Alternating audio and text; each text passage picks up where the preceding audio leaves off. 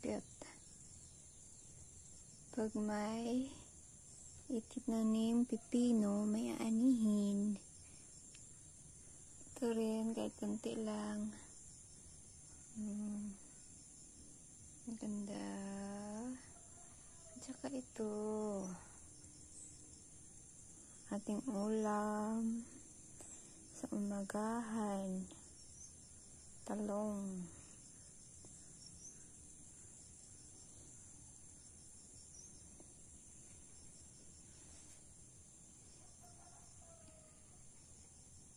Talong, pipino, at saka kamatis cherry.